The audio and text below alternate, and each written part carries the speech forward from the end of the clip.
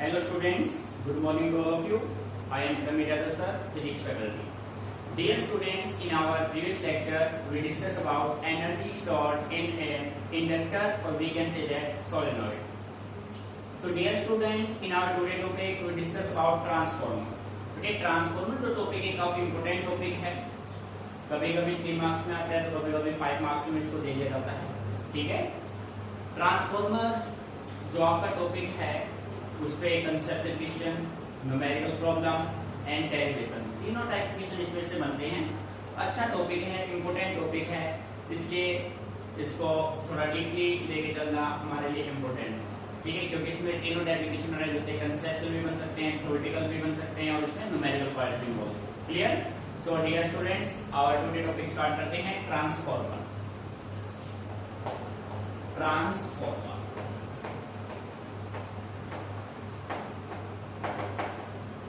देखो प्यारे बच्चों, ट्रांसफॉर्मर एक अपने पास एक डिवाइस टाइप में, एक इंस्ट्रूमेंट टाइप में आप काउंट कर सकते हैं. पहले इसके बारे में हम कुछ बेसिक्स बातें कर लेते हैं. भाई ट्रांसफॉर्मर होता क्या है, कितने टाइप होते हैं, कहाँ पे आप इसका यूज करते हो, किस प्रिंसिपल पे काम करता है, कैसे ये काम करता है. ठीक है, तो बेटे इन सभी के बारे में बस हमें जानना है तो अपना काम पूरा हो जाएगा. तो सबसे पहले हम जानते हैं ट्रांसफॉर्मर होता क्या है. What is transformer?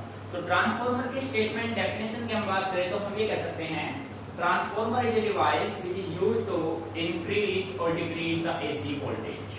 क्लियर? भाई हमारे घरों में जो सप्लाई आता है वो एसी आता है. ठीक है, अब हम उस एसी की वैल्यू को इंक्रीज या डिक्रीज करना चाहे तो उसके लिए बेटे आप क्या यूज करोगे? उसके लिए आप यूज करोगे ट्रांसफॉर्मर.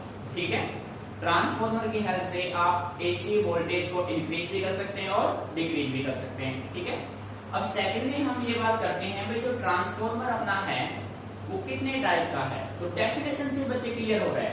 डेफिनेशन में आपने देखा अगर वोल्टेज इंक्रीज हुआ तो प्यारे बच्चों उसका हमने नाम दिया स्टेप अप. ठीक है, वोल्टेज अगर आपने डिक्रीज किया तो प्यारे बच्चों क्या हो जाएगा? Step down. डाउन आ रहा है भाई. तो यानी कि बेसिकली डेफिनेशन में अगर हम बात करें तो ट्रांसफॉर्मर के दो टाइप बनते हैं. First one is step up, second one is step down. ठीक है, अब बात करते हैं किसके प्रिंसिपल पे काम करेगा. तो प्यारे बच्चों कौन सा स्टडी कर रहे हैं? Electromagnetic induction. So transformer works on the principle of electromagnetic induction. तो प्यारे बच्चों electromagnetic induction means self induction and mutual induction. देखो सारे कंसेप्ट आपके इसमें यूज होने वाले हैं. ठीक है, सो अब हम डेफिनेशन यहां से स्टार्ट करते हैं. इसका ट्रांसफॉर्मर होता क्या है. ठीक है भाई, तो आप यहां पे कह सकते हैं it is a device, it is a device which is used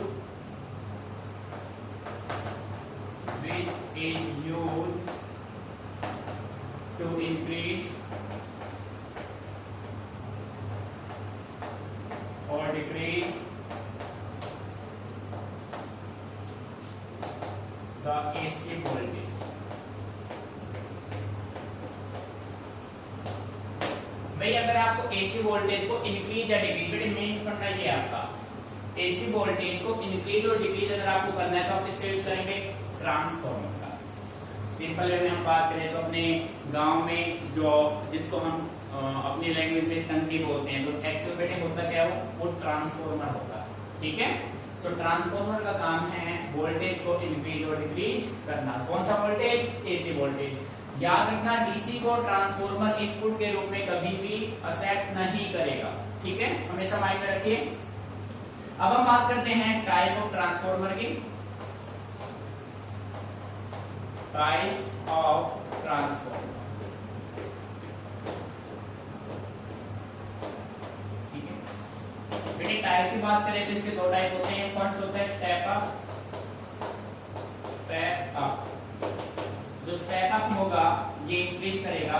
it increases the AC voltage. AC voltage को इंक्रीज करेगा. सेकंड आपके पास होगा step down. Step down it decreases the AC voltage. ठीक है प्यारे बच्चों, अगर एसी वोल्टेज को अगर आपको इंक्रीज करना है तो स्टेप अप होगा, डिक्रीज करना है तो स्टेप डाउन होगा। ठीक है प्यारे बच्चों, डेफिनेशन से क्लियर हो रहा है, इंक्रीज अप होना, डिक्रीज डाउन होना, क्लियर। अब बच्चे बात करते हैं कि जो ट्रांसफॉर्मर है वो किस प्रिंसिपल पे काम करता है। आपको अच्छे से क्लियर है, बिना प्रिंसिपल फिजिक्स में काम होता ही नहीं है। ठीक है, सो प्रिंसिपल की हम बात करें तो हम ये कह सकते हैं प्रिंसिपल। इस पे लेकर ध्यान दीजिए। ठीक है, principal it works on the principle of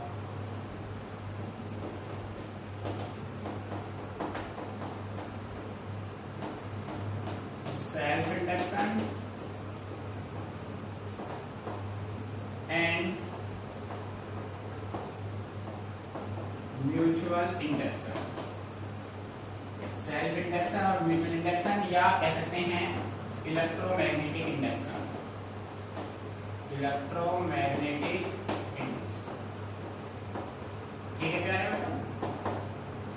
या तो हो गया ट्रांसफॉर्मर का प्रिंसिपल, या आप ये कह सकते हैं its working is based on self induction and mutual induction, or we can say that electromagnetic induction।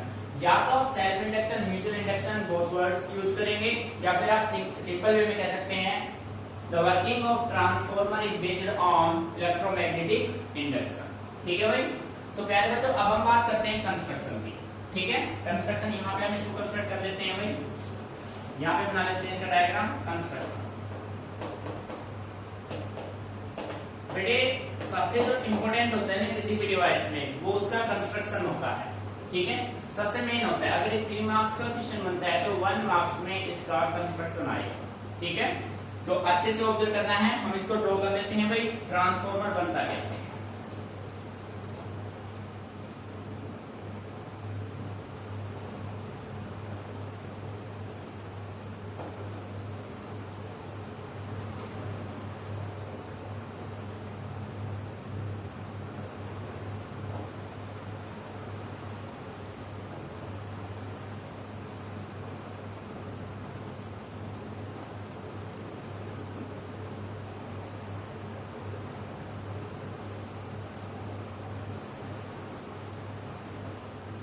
बेटे इस फॉर्मेट में आप एक क्यूब बना लेंगे सबसे पहले। ठीक है, अब इस क्यूब में कुछ ऐसे कंस्ट्रक्शन आप करेंगे कि बेटे देखो, ये जो पैरेलल लाइन हम लोग ड्रॉ कर रहे हैं ना, ये जो पैरेलल लाइन है ये थिन इंसुलेटेड कॉपर के टर्म्स हैं, मेटल शीट्स हैं। ठीक है,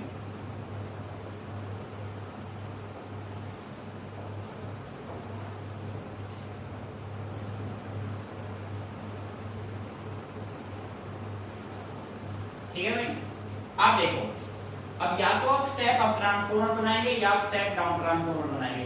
अब प्यारे बच्चों, एक बात आप हमेशा माइंड में रखिए, नंबर ऑफ टर्न्स पे डिपेंड करेगा। नंबर ऑफ टर्न्स अगर प्राइमरी के ज्यादा है तो स्टेप डाउन होगा, नंबर ऑफ टर्न्स अगर सेकेंडरी के ज्यादा है तो स्टेप अप होगा। बात समझ आ रही है। So number of turns he decide करेंगे कि आपका ट्रांसफॉर्मर कौन सा है, स्टेप अप है या स्टेप डाउन है। ठीक है, ये आपने ले लिया सॉफ्ट आयरन कोर लैमिनेटेड। ये जो आपने ले रखा है ना बेटे, ये आपने क्या लिया है, ये आपने लिया soft iron core, soft iron core. ठीक है,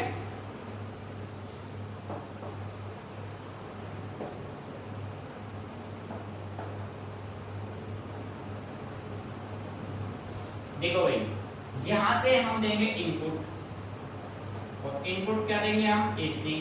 तो ये हो गया इनपुट एसी। ठीक है बेटे, ये जो है ना, ये number of turns of primary coil P1 P2 है। ये P1, ये हो गया P1, ये हो गया P2। P1 और P2 आपके प्राइमरी कॉइल हैं। NP नंबर ऑफ टर्न्स किसके हैं, प्राइमरी कॉइल के हैं। ठीक है, और जैसे आप इसमें इनपुट के रूप में यहां से भी इनपुट आपने लिया, और इनपुट में आपने क्या दिया, एसी वोल्टेज, एसी वोल्टेज। ठीक है बेटे, जैसे आप इसमें इनपुट देंगे ना, जैसे ही आप इसमें इनपुट देंगे, इस इस कॉइल में कुछ करंट इंट्रोड्यूस होगा, ये कॉइल इसका अपोज करेगा, सेल्फ इंडक्शन होगा, तो एक इंड्यूस ईएमएफ ईपी यहां से प्रोड्यूस हो जाएगा। EP is the EMF induce across primary coil P1 P2। ठीक है, अब देखो यहां से कनेक्शन है तो ये सेम फ्लक्स लिंक होगा सेकेंडरी कॉइल में। यहाँ पे नंबर ऑफ टर्न्स कितने हैं 2, तो वहां पे आप कितने बनाओगे, या तो 1 बनाओगे या फिर 3, यानी कि ज्यादा बनाएंगे या कम बनाएंगे। यहाँ अगर कम बनाते हैं, number of turns less than NP होगा, तो मान ये क्या बन जाएगा स्टेप डाउन, ज्यादा होंगे तो स्टेप अप बन जाएगा। ठीक है, तो आप ऐसे बना लीजिए।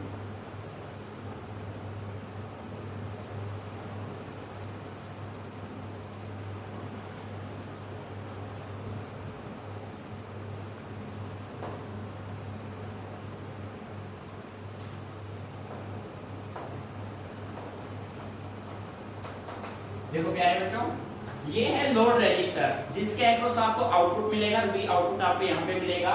Number of turns primary coil के एनपी है, तो number of turns of secondary coil क्या होगा एनएस, S1 S2 आपके हो गए सेकेंडरी कॉइल, और यहाँ पे जो ईएमएफ इंड्यूस आपका होगा ना बच्चों, वो कितना होगा ES। मीनिंग आ रहा है समझ में? ठीक है, तो प्यारे बच्चों कंस्ट्रक्शन क्लियर है। कंस्ट्रक्शन के पॉइंट हम यहाँ पे नोट कर लेते हैं फ्रॉम फिगर। देखो P1 P2 primary coil of a step up transformer. ठीक है भाई, similar S1 S2 secondary coil of a step up transformer. ठीक है प्यारे बच्चों, NP number of turns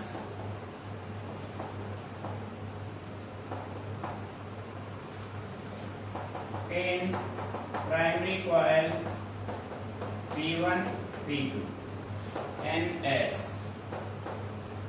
number of turns in secondary coil S1 S2। ठीक है प्यारे बच्चों, EP induced EMF across P1 P2, ES induced EMF across S1 S2। नहीं समझ में आ रहा बेटे? प्यारे बच्चों, ये है soft iron board, laminated soft iron board. सारे एक दूसरे के पैरेलल रखे हैं, पैरेलल क्यों रखे हैं? एडी करंट को मिनिमाइज करने के लिए। ठीक है, यहाँ से आपने इनपुट दिया, फ्लक्स लिंक होगा, ये आपका हो गया कंप्लीटली कंस्ट्रक्शन। और प्यारे बच्चों अब हम बात करते हैं इसके वर्किंग की। ठीक है, तो सबसे पहले आप यहाँ तक इसको कंस्ट्रक्ट कर लो, फिर इसके वर्किंग के बारे में डिस्कस करेंगे। अच्छे से ऑब्जर्व करना है भाई, ये डाटा डायग्राम के साथ इंक्लूड करते हैं। ठीक है, कीजिए भाई।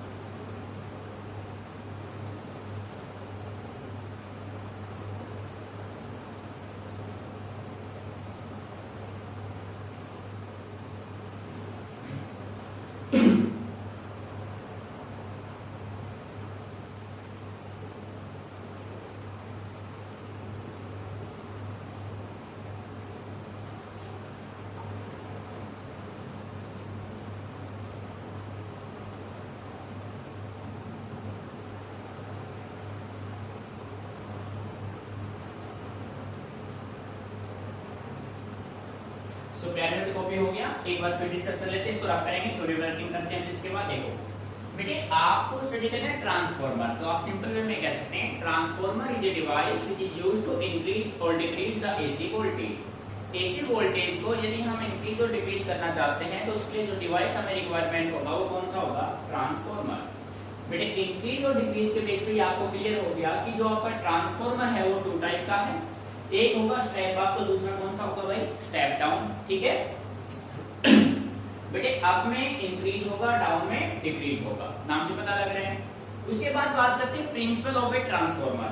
जो आपका ट्रांसफॉर्मर है वो इलेक्ट्रोमैग्नेटिक इंडक्शन और we can say that self induction and mutual induction पे काम करेगा। ठीक है, उसके बाद आपने कंस्ट्रक्शन ड्रॉ किया। कंस्ट्रक्शन में ये आपके पास सॉफ्ट आयरन लैमिनेटेड कोर है, जहां से आप इनपुट देंगे एसी वोल्टेज। ये आपके पास प्राइमरी कॉइल है, NP number of turns primary coil, EP EMF induced across primary coil P1 P2। बेटे अब देखो स्टार्टिंग यहाँ पे हो सेल्फ इंडक्शन, बात समझ आ रही है। अब ये दोनों आपस में लिंक है, जब ये लिंक है तो सेम मैग्नेटिक फ्लक्स इसमें लिंक होगा। सेकेंडरी कॉइल इसमें, सेकेंडरी कॉइल में मैग्नेटिक फ्लक्स लिंक होगा तो सेकेंडरी कॉइल उस मैग्नेटिक फ्लक्स को अपोज करेगा और एक न्यू ईएमएफ इंड्यूस होगा, दैट इज ईएस। ठीक है, और एनएस आपके हैं number of turns of secondary coil. नहीं समझ में आ रहा है। और आर है लोड रजिस्टर है आपका, और लोड रजिस्टर के एक्रॉस आपको क्या मिलेगा प्यारे बच्चों, आउटपुट। ठीक है, अब हम बात करते हैं कि अपना जो ट्रांसफॉर्मर है वो कैसे काम करता है, वर्किंग ऑफ ए ट्रांसफॉर्मर। तो प्यारे बच्चों पेन स्टॉप कर दीजिए, कंप्लीट फोकस बोर्ड पे है आपका। ठीक है, अच्छे से समझना है टॉपिक को, इंपॉर्टेंट टॉपिक है, कंसेप्ट अच्छे से क्लियर हो जाएंगे समझ जाते हैं। इसकी वर्किंग में कुछ भी आपको रटिफिकेट नहीं करना, चीजों को समझना है इस डायग्राम से। देखो भाई, अब हम बात करते हैं theory and working, theory and working. बेटे अच्छे से समझना है, फिर इसको आप इजीली नोट कर पाएंगे। एक एक वर्ड को ध्यान से सुनना। ठीक है, देखो एसी आपने वोल्टेज दिया इनपुट के रूप में, सो हम यहाँ पे राइट करेंगे, लिखना नहीं है, सुनना है बस। The given AC voltage is applied to the primary coil P1 P2। ठीक है, जो आपने इनपुट है, इनपुट में आपने क्या दिया, एसी वोल्टेज। एसी वोल्टेज आपने इनपुट में दिया, किसको दिया, प्राइमरी कॉइल P1 P2 को। इट मींस प्यारे बच्चों आपने प्राइमरी कॉइल P1 P2 में मैग्नेटिक फ्लक्स लिंक कर दिया। ठीक है ना, करंट यहां से दिया। सो यहाँ पे ये प्राइमरी कॉइल चेंज होगा और चेंज होने से इसका अपोज करेगा, इसका मतलब self induction takes place. Self induction होगा तो यहां से induce EMF, induce EMF is produced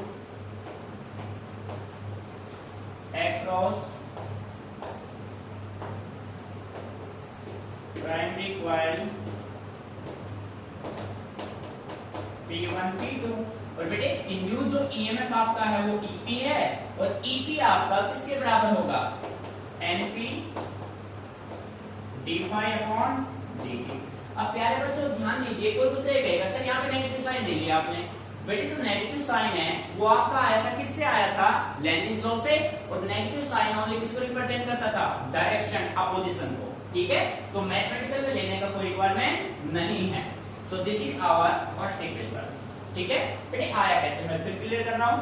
the given AC voltage is applied to the primary coil P1 P2, primary coil P1 P2, then self induction takes place and an induced EMF is produced across primary coil P1 P2, that is EP. So EP is equal to NP d∅/dt। नहीं समझ में आ रहा है बेटे, NP क्या है, number of turns in the primary coil P1 P2। Meaning यहां से क्लियर। अब हम बात करते हैं phi क्या है। Where phi is the magnetic flux linked with the primary coil P1 P2। बात समझ आ रही है, ठीक है। Where phi is the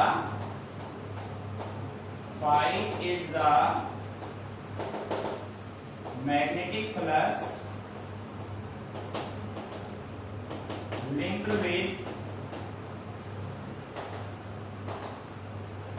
primary coil P1 P2। अब देखो प्यारे बच्चों, ये कंप्लीट सर्किट आपका क्लोज है, और इस क्लोज कॉइल में हम किसका यूज कर सकते हैं, केवीएल का, अकॉर्डिंग टू केवीएल। बेटे केवीएल क्या कहता है, जो आपका V इनपुट होगा ना वो आपका किसके बराबर हो जाएगा, ईपी के। सो मैं यहां से कह सकता हूं V input is equal to, EP की वैल्यू क्या है भाई, एनपी d∅/dt। इक्वेशन कौन सा मान लें हम, सेकंड। मीनिंग समझ में आ रहा है, यहां तक कोई प्रॉब्लम, क्लियर। अब देखो बच्चे यहां तक का कंसेप्ट आपका हो चुका। अब ये देखो, जो आपके प्राइमरी कॉइल है वो सॉफ्ट आयरन कोर के थ्रू किससे लिंक है, सेकेंडरी कॉइल से।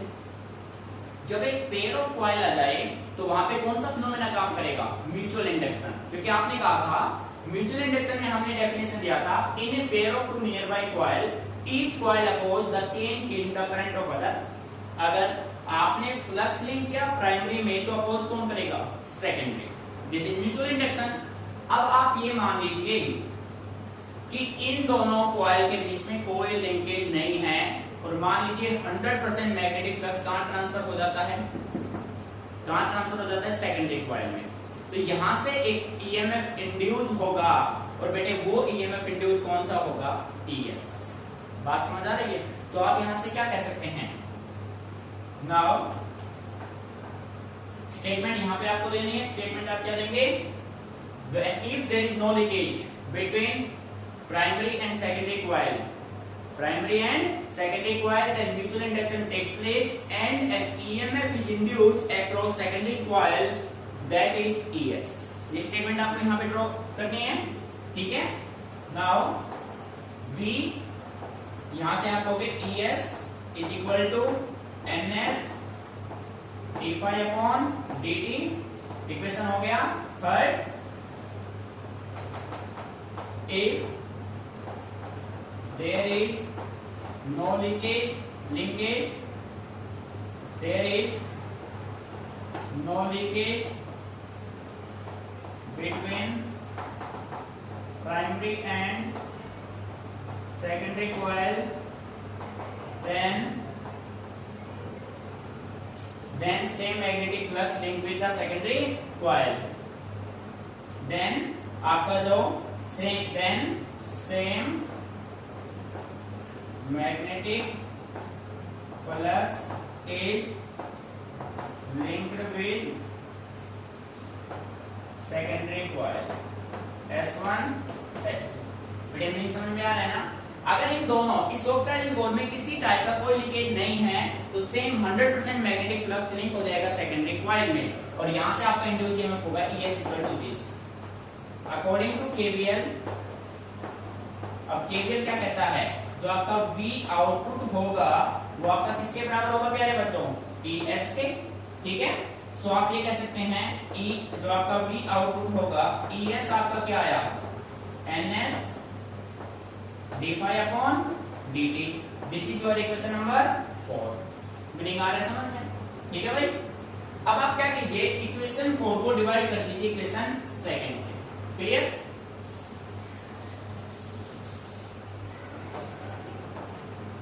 Now divide equation 4 by equation 2। We get, देखो भाई जब आप इक्वेशन 4 को इक्वेशन 2 से डिवाइड करेंगे तो आपके रिजल्ट्स क्या होंगे बेटे? V output divided by V input is equal to, देखो भाई NS अपॉन क्या होगा? NP। ये कैंसिल आउट हो जाएंगे और प्यारे बच्चों ये किसके बराबर होगा? K के, ठीक है। और यहाँ पे जो K होगा ना ये आपका होगा वोल्टेज ट्रांसफॉर्मेशन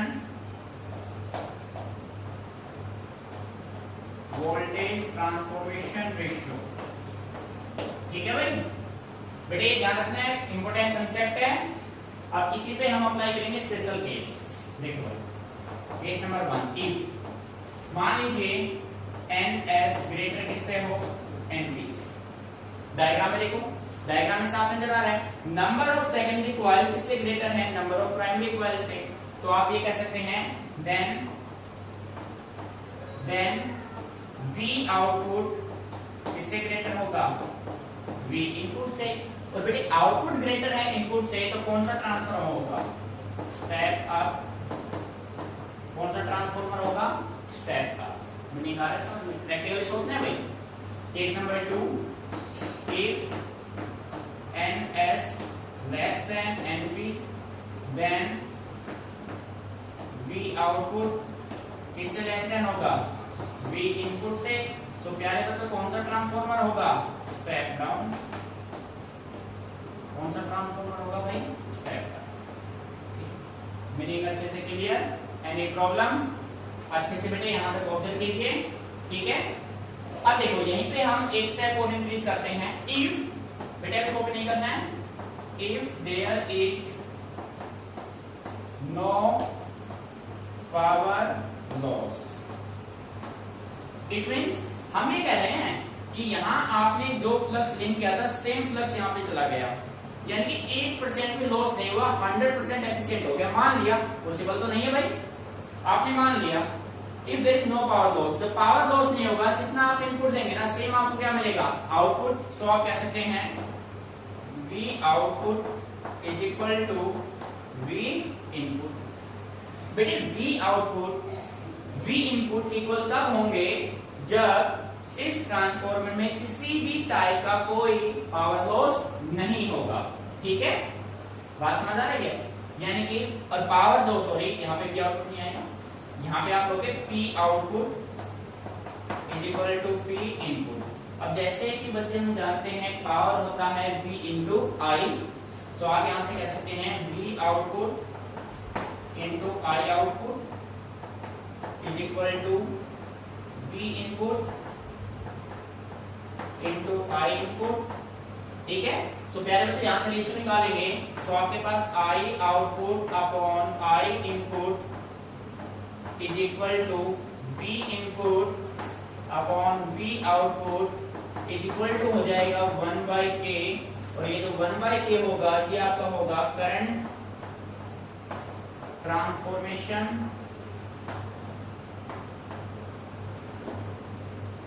रेशियो। तो बेटे इसी पे न्यूमेरिकल भी बनते हैं इन दोनों कंसेप्ट के। ठीक है, V I output by I input equal to V input upon V output equal to 1/k, और 1/k आपका है current transformation ratio. It means in step down transformer voltage decrease current increase, in step up transformer voltage increase current decrease. नहीं समझ में आ रहा है? तो प्यारे बच्चों एक बार इसको नोट कर लो, फिर इसके बेस पर रिजल्ट हम ऑब्जर्व करेंगे। ठीक है, यहां तक अच्छे से ऑब्जर्व कीजिए।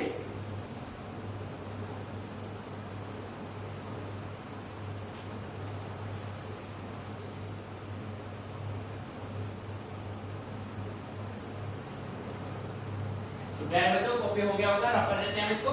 ठीक है, देखो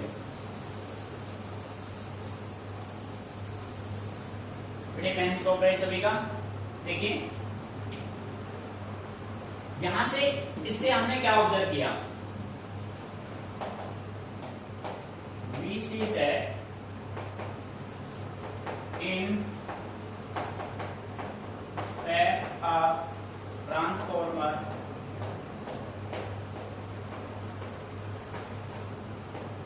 voltage increasing and current decreasing।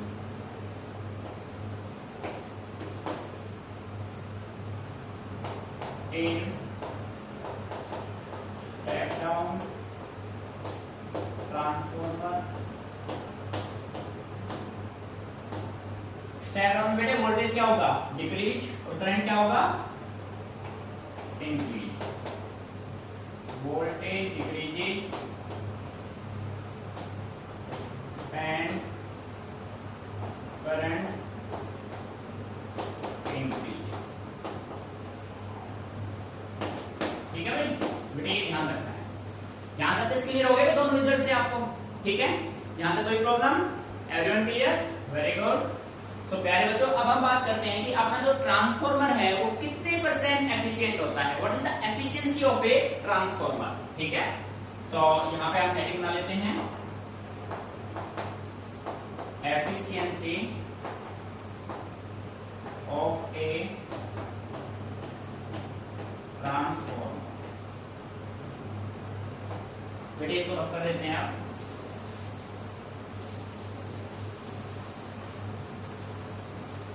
देखो भाई बेटे तो एफिशिएंसी है ना, उसको वर्ड होता है ईटा से इसको रिप्रेजेंट करते हैं। ये रेशियो होता है it is the ratio of output power to the input power. Efficiency equal to P output upon P input. ठीक है, और बेटे एफिशिएंसी जो है ना किसी ट्रांसफॉर्मर का वो ऑलवेज लेस देन क्या होगा 1, नेवर 100%। कभी भी एफिशिएंसी 100% नहीं होगा। अब सोचने वाली बात यह है कि किसी भी ट्रांसफॉर्मर का एफिशिएंसी 100% क्यों नहीं होता है? बेटे उसके कुछ ड्रॉबैक्स हैं, कुछ लिमिटेशंस है। ठीक है, या हम जिसको बोल सकते हैं energy loss of A transformer. ठीक है, यहां तक हो गया एफिशिएंसी। उसके बाद हम बात करते हैं energy loss of A transformer. बेटा अच्छे से उत्तर करना है, कॉपी नहीं करना है। Energy loss of A transformer कौन कौन से लॉस होते हैं? देखो भाई, ये सॉफ्ट आयरन कोर है, इनको आपने लेमिनेट कर रखा है। बेटे आपने टॉपिक स्टडी किया था एडी करंट। एडी करंट में दो कोर्स थे, एक तो अपोजिंग नेचर था, एनर्जी का लॉस होता था हीट की फॉर्म में। एक जैसे वायर में करंट जाएगा, ज्यादा टाइम तक करंट जा रहा है, अपोज वो कर रहा है तो हीट होगा, जूल्स लॉ ऑफ हीटिंग को फॉलो करता था। तो इन सभी को मिनिमाइज करने के लिए हमने ये जो प्लेट्स हैं, मेटल शीट्स हैं, उनको क्या रखा है, लेमिनेट करके एक दूसरे के पैरेलल रखा, जिससे कि एडी करंट क्या हो जाए, मिनिमाइज हो जाए। तो इसमें जो लॉस होंगे वो कौन कौन से होंगे? कॉपर लॉस, सेकंड होगा iron loss, soft iron core loss. तो आयरन लॉस में आप काउंट करेंगे। ठीक है भाई। नंबर 3 हिस्टैरिसीस लॉस,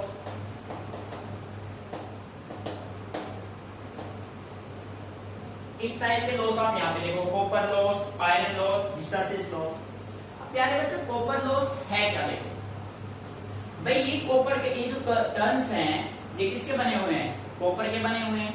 ये कॉपर के बने हुए हैं, जैसे आप इसमें जैसी करंट एंट्री करेगा ये कॉइल हीट अप होंगे और एनर्जी का लॉस होगा। ठीक है।